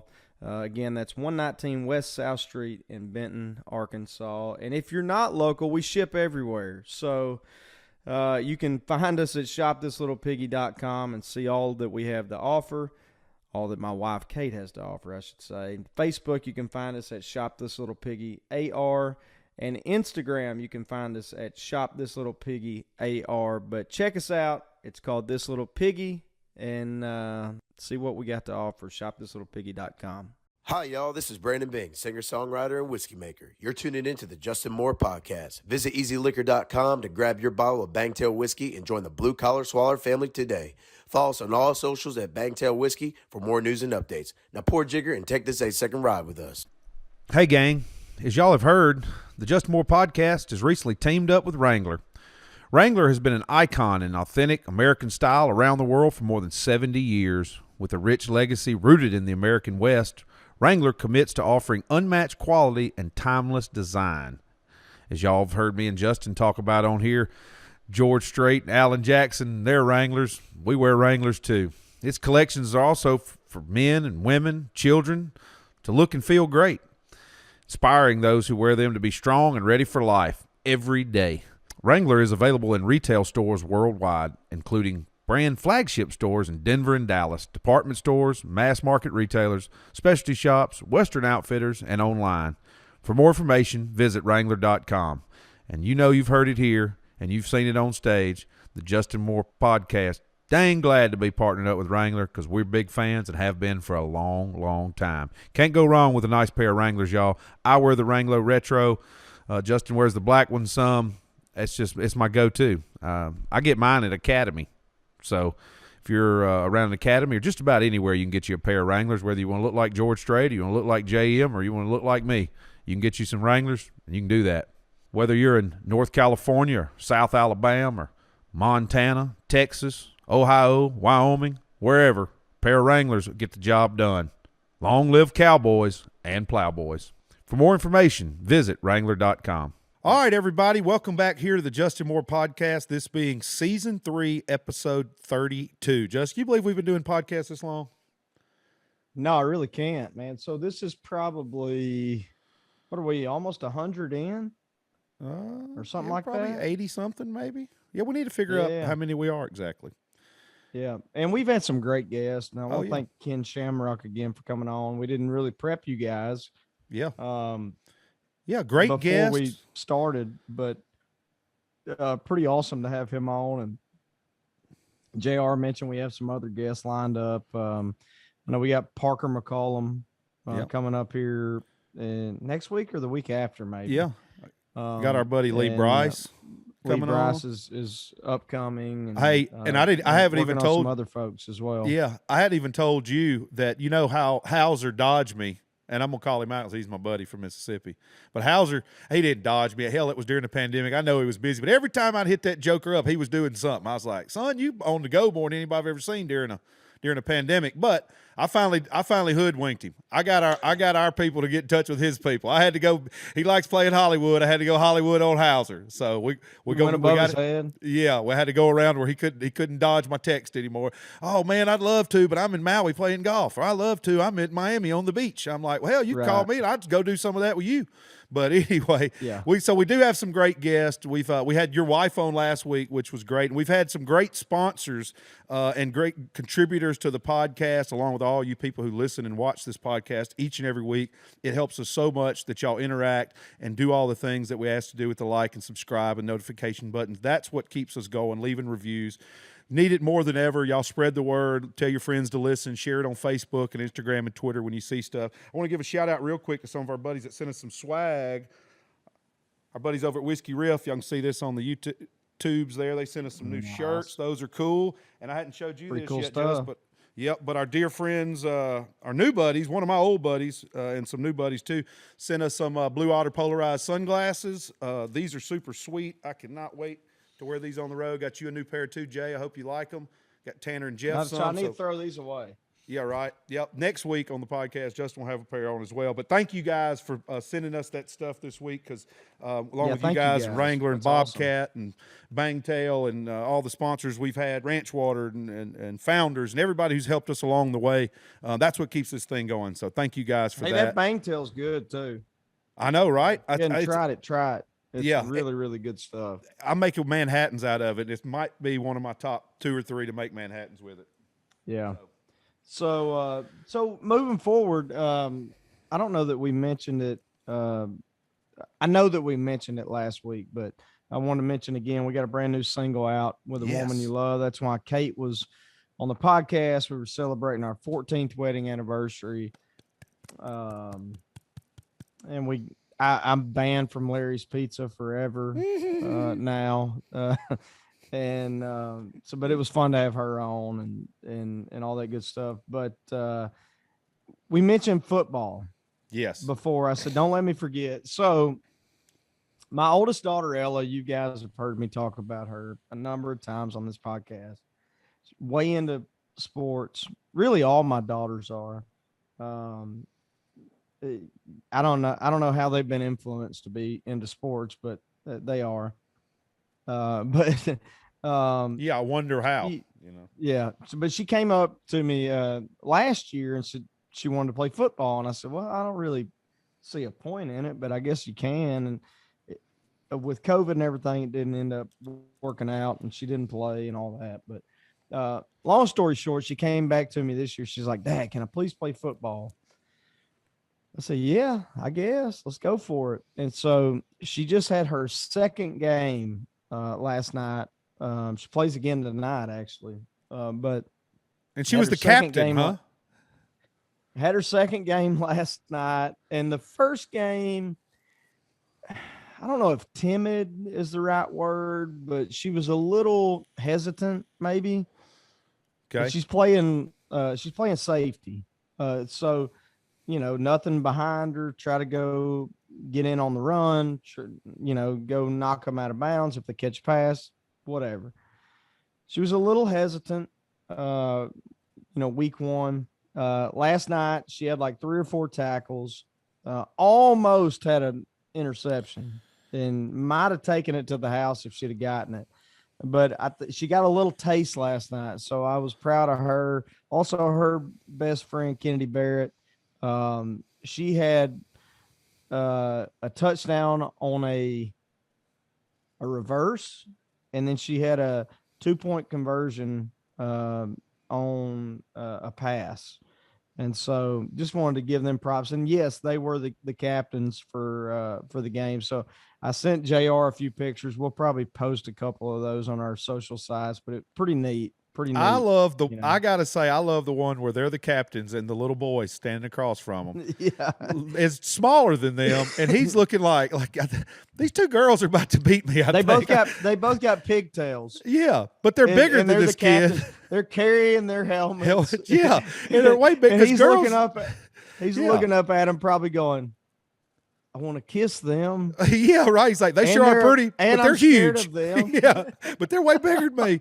Oh my gosh! And you know, and they may go down. KB, you know, I love KB. That's my little buddy, and Ella, obviously, my little sister. They may go down as one of the greatest dynamic duo of female athletes ever to grace the state of Arkansas if Kennedy Bear doesn't fall off a fence this summer and break her arm or something. Yeah, we'll see. You know, it's that's pretty neat though. That's awesome. I hope to make a game. And so, who all went to the game? Did everybody go watch Ellie? Mom, Dad, everybody? Oh yeah, my parents and our preacher, brother. I thought Bobby. I heard your dad's voice in one of those videos. Oh yeah, get him, that's Ella. my grandbaby. That's my grandbaby. Go, Ella.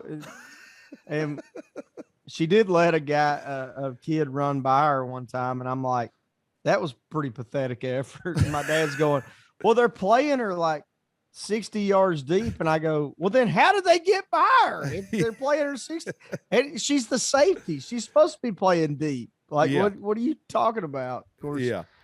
But that's anyway, awesome. It's funny because it's me and Kate, and Klein is the cheerleader for these games. Oh my gosh. You know, it's the whole family affair, but you know, it's our pastor, you know, family, friends, Brock.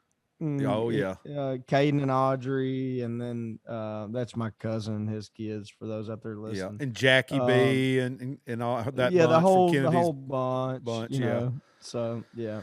That's awesome, man. Well, yeah, I hope to catch one of those before the season's out. That's awesome. Did she say she was sore? Did she sore today a little bit from her? Or not? She didn't. Not too bad. No, she didn't get that much action on that end. You know, there wasn't that much physicality, but I was Gotcha. just happy she finally touched somebody. Right. It was like a freight. So I went down there during the game, and I'm like, sister, come here, and I go hammer somebody. Yeah, This collision football. time. Like you got to go like hit somebody now. Like stop this. Like she'll run up to like a running play, for instance. It gets to the second level, and she'll run up to it, and she'll watch everybody else. She'll watch the linebackers make the tackle. I'm like, yeah, you got to get in there. Yeah. Like go hit somebody. Yeah, And we so might have anyway, to have to have some tackling drills with Uncle JR next time I'm in town. Well, her coach goes, Justin, she's the best tackler I have in practice. It's a little intimidating at first if you've never played the game. Right. Well, and she's kind of shy in general in front of random people, as we know from bringing her out to shows. That's not really her thing. She shows out in front of kind of like I used to be. Show out in front of in front of the small crowd. You know, she crushes at her stuff, but I guess maybe that's a little brighter light. But she'll come into her own on it. I'll teach her to get down. I'll teach her to come off the edge in a 3-point stance. Imagine how fast she is if she's blitzing from the outside. They got to go the other way, so you just stack the other side. If she's the best tackler, I mean, I need to talk to Vic. So anyway, so that's awesome. We'll get some more updates on that as the weeks go by. But wanted to go back real quick and talk about music again and our shows because they kind of combine. This past week went back to one of our favorite parts of the country. I know we say that, but we really sincerely do love a lot of this country. I love all this country. It's America. I love it. But one of that's real close to us because Roger, Justin's longtime band leader and lead guitar player, is from Pikeville, Kentucky. And we got to play in Pikeville, Kentucky. We got to see his folks and all that, his family, and always had a good time there over in Kentucky over the years. So got to go back and play a big show with Chase Bryant and Adam Sanders on the bill with us, which was fun. Seeing those guys work, getting to talk with Adam and Screech after the show a little bit. But that night in Rogers' hometown, y'all got to unleash the new single and play it live for the first time to an audience with a woman you love live. How'd you feel? I videoed it, but I didn't get to, like we talked before, I'm videoing it, so I didn't even get to embrace the full emotion I wanted to of watching it the first time because I'm videoing it. So that tells you right there that does mess you up. But I wanted to capture it because it was the first time. So anyway. Yeah, I was surprised we didn't screw it up. We practiced it a few times, and sound check that day, and it was good, man. It was really a lot of fun to play live again for the very first time. So we didn't really know, but the reception seems to have been good live, and the response from radio seems to be really good. I guess it's been out a week maybe or something like that. But yeah, really excited about the new single, and hopefully you guys dig it. Again, it's the first single from a brand new album that'll be out, I'm guessing, first quarter next year. There's a really cool duet on there that I think you guys are going to dig, and a lot more music that I really feel a lot of pride in. I think it's really good stuff. So I think personally, I know you really like Straight Out of the Country, which came out in April. I think this album is the best we put out in maybe 5-6 years. Personally, I think the music on there is that good. So, dang, I'm excited. I can't wait to hear more of it. Yeah, I enjoyed getting to see you. I purposely got out of the around the stage area when y'all were doing it at sound check. I knew it'd be great, but I just didn't want to get the whole emotion there, so I could catch it later live with the lights and all that stuff. Yeah. And while we're talking about, I'm sorry. Go ahead. No, go ahead, buddy. I was just gonna say, while we're talking about show stuff, I wanted to bring this up because this is something that transpired without our knowledge. We were in Minneapolis a couple of weeks ago, and this is not meant to be a political stance or rant or anything of the nature, but I do want to let you guys know. So this is the first time we've had this come up, to my knowledge. JR, we get to the show and we're playing this really cool theater in downtown Minneapolis. I forget the name of it. You may State remember. Theater. State Theater. Okay, really beautiful, really cool town. We played golf that day, but we get into the minutia of the show and setting up that day, etc. And it comes to our knowledge that you have to have a mask at the show, and correct me if I'm wrong, JR. Everybody had to have a mask on either way. Okay, you have to have a mask, and I was thinking it was or show your vaccination card. Both. Okay, so I just want you guys out there listening and watching to know that was a shock to us. We didn't know this until really 3 or 4 o'clock that afternoon. Yeah, I found out there was some fans outside with some albums and stuff wanting you to, around the bus area, wanting you to sign them, and I told them you were golfing, you'd be back, and they were asking, what do we think about the show with the restriction stuff? And I was like, what are you talking about? So yeah, I didn't know about it till you were golfing. I think somebody mentioned it to you while you were golfing that afternoon. We had no knowledge of this. Our booking agent had no knowledge of this. Nor did Tracy's. Nor did Noah's people. Yeah, Tracy was on that show. So I'm not saying go get the vaccine or don't go get the vaccine. I'm not saying any of that. I'm just telling you out there listening, that did not come from us, because what happens is typically this all falls back on my name and my shoulders. And I'm not telling you to do either. Do whatever you want to do. Do whatever you feel comfortable doing, or don't do whatever you don't feel comfortable doing. But if this happens in the future, so we're going to go ahead and play the show, because we took 1.5 years off, not because we chose to or wanted to, but we were forced to. That being said, we're trying to make up for that. And I'm trying to make sure JR and the rest of our band and crew get paid and can put food on the table and do all of these things. But if that happens in the future, if that pisses you off and you decide I ain't going to the show because I don't agree with this or I don't want to do this, I totally get it. We will absolutely 100% of the time give you your money back. That day, when I found this out, I told JR, I said, if anybody has a problem with this, when they come in the door and they find out, give them their money back. No questions asked. So just know that we don't agree with, you got to do this or you got to do that. That's not coming from us. And sometimes, like in this case, we were just as shocked as you guys were. So if you're in the Minneapolis area and you dealt with this and didn't want to, we apologize. We had no idea, no knowledge of this, but we didn't know. I just want to make that known Right. that that's not coming from us. Yeah, we went through and I tried to backtrack where the communication got broke down that was a thing there, because the building was owned by the state of Minnesota, I believe is why that was.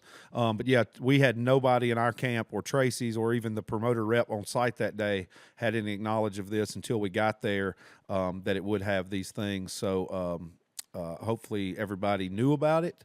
And thank you to everybody that did come, because like Justin said, by the time we found out, it was too late in the day and there were people ready to go to this concert, and we had to play a concert for the people who did show up. And like Charlie Daniels said in his book, never look at the empty seats. You got to do just that. You got to never look at the empty seats, because that's not the ones we're worried about. We're worried about the people who paid hard-earned money and got a babysitter and paid for parking and bought a $8 beer to come see a concert. So won't let that happen again. If anything comes up, and I hope it doesn't. But I want to thank everybody who did show up, and hopefully we won't have that come up again. Definitely don't. It looks bad on all of us. It's kind of out of our control, though, which is why I wanted to address it here, because it may happen again, and just hope everybody knows. Yeah, just pay it. Just when you're buying stuff or when you're getting things, just read the print. Make sure you know what's happening at each venue, because everywhere is different all over the country right now. Yeah, and the bottom line is the point that I want to get across is I ain't trying to tell you to do anything. Right. I don't care if it's this way or that way. I'm not trying to tell you to do either. Right. I want you to make your own decision, that's best for you. And I would never be as bold as to tell you that. There are artists out there who will tell you what you should do and what you shouldn't do. And I just don't think that's right personally. So I'm never going to do that. But yep. Well, that was 2 weeks ago. This past week, like I said, we were in Pikeville, had a great time there, got to do the new single.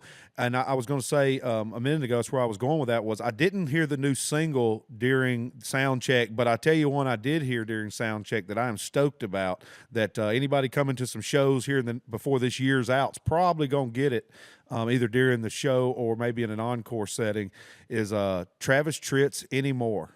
Man, you and the band singing and playing Anymore. Boy, that about had me tear. That's one you don't sound check much anyway. Public service announcement: Justin Moore does not make it to sound check very often. Maximum 3 or 4 times a year. Yeah, maximum 4, one quarterly. Yeah. For like this day to learn a new single with the boys and learn a couple of new key covers and other stuff. But man, what a powerful song! Had me teared up at sound check. You excited to get that one in the set list? Yeah, it's fun, man. We're always, I guess, somewhat hesitant to do covers. We don't do many covers at all. A lot of times we'll do them, if we do them at all, we'll do them in the encore. Right. And this is a song we've all being myself and my band, grew up learning how to play guitar and sing and all that too. So, yep. And Travis Tritt was another great podcast guest. Absolutely. You can go back and find that episode. Podcast alum. Yeah. So, but yeah, what a great, it's just such a great song. Yeah. It's just hard to screw that one up. I know. And you get to sing some different song. You get to sing some different kind of flows and stuff than you normally do. Get to show off the pipes. I watched some of the loaders and hands sitting around, everybody singing it. I was like, man, this is good. So yeah, that was awesome. Had a great show there. It's good to see Roger and his family all there. Had great food, great everything that day. Good day on site. Good to see Liz, wasn't it? Yeah, Roger's sister shows up. She's a hoot. She's a little older than Raj, but she's a dang hoot. And she showed up and said something about, I was wondering where you was at, JR. That's one thing also we noticed. Roger's Appalachian dialect has toned way down compared to all of his people who still live in Kentucky, because it is like in the holler up there. And I know us Alabamians and we all have our different Southern dialect, and everybody's a little different. Theirs is something else. But she said, JR, I was wondering if I was going to see you. I had to show you my hat. And this is my Leonard Skinner so-and-so, like I'm a backup singer for the band. That's something she said. She had her outfit was based on what she wanted to, her backup singer look for Leonard Skinner. That was what she based her outfit to go to the concert in. The Ronettes. That's Ronettes. Yeah, that was it. Which was, hey, I thought was cool with Ken Shamrock earlier. Thing in common, his favorite band was Skinner. Yeah, absolutely. That was cool. You know, he grew up in, Georgia. Well, the first 10, 12 years of his life in Georgia. And yeah. I may have messed up when I said he was a military brat. I thought I read that somewhere. Yeah, he said that, but it was when you were cut off earlier when you couldn't hear us. He had went, I think 8 or 9. He moved from Georgia. His mom met a military guy, and they moved out to California to Napa, somewhere out there the first time. And I mentioned it, but that was the opposite of my dad. My dad came from Hawaii back to Poe, Arkansas, which my grandparents grew up here. And your mom and everybody else, but yeah. And so my dad moved back, and everybody's got these, clean cut hairdos and all this. My dad comes back, and he's got hair down to his shoulders. Yeah. And my mom's like, ooh, I like that. Everybody else going, oh, look at this guy. He's got long hair. Doesn't have hippie, the accent. And this and that. Yeah, and he doesn't really talk super country like me and my mom do. Right. And I guess fortunate for me, my mom ate it up. And your mom could be a Ronette. Your mom could be a Ronette back in the day as well. Hey, so when this show comes out this Thursday, the 7th of October, which this year is flying by, we're going to be in Benton, Arkansas, playing Justin's Boys and Girls Club event. So if you haven't yet and you're in the area, get some tickets. Come on out to the show. It's going to be great. Hope we have a good weather and a good evening there in Benton. The next night, Louisville. Go ahead, Justin. No, I said please do. Yeah. If you're listening to this morning and you happen to be local, I did a phone interview earlier today, as a matter of fact, about this show. And I mentioned it even to Ken. The Boys and Girls Club organization, they do so much. I mean, I didn't realize it until I got involved 7-8 years ago. We've raised $700,000 with this particular event over the last 7 or 8 years, trying to get up over $1 million this year. That's why we're bringing the band, doing the whole thing. I don't know that we've done a great enough job of getting the word out. So if you happen to be local listening to this, 100% of the proceeds go to the Benton Boys and Girls Club, and you get to see a full band show. It's a full production, full band show. We've never done that before. And so I would encourage anybody out here listening who can make it tonight. Please come out, because again, you get a good show. It goes to a great cause. Absolutely. Couldn't say it better myself. Yeah, and then the 8th, tomorrow night, Friday the 8th, will be in Louisville, Kentucky. Saturday the 9th will be in Palmyra, Missouri, at a rodeo out there. Looking forward to that as well. Then you and I go back to Arkansas just long enough to go to the airport on Sunday. Then we go out to California to do the another charity event with Nate Deaton. And then next weekend's off. And then we'll be back in Atlanta, Huntsville, Corbin, Kentucky on the 21st, 22nd, and 23rd of this month. So y'all come see us at a show. Go to justinmooremusic.com. You can find links to get tickets, all kinds of fun stuff on there, links to the podcast, Justin's new music. If you hadn't already, which hope you have, go ahead to anywhere you listen to music and get Justin's new song that's out on all forms right now. And I don't think you can pre-order the record yet, but I'm sure there's a way to set it up. We don't even know what it is. I mean, we haven't recorded all the songs yet. Right. So. But it'll be in conjunction with that. So getting that now will set you up for getting all that and staying on the up and up when the new music does come out.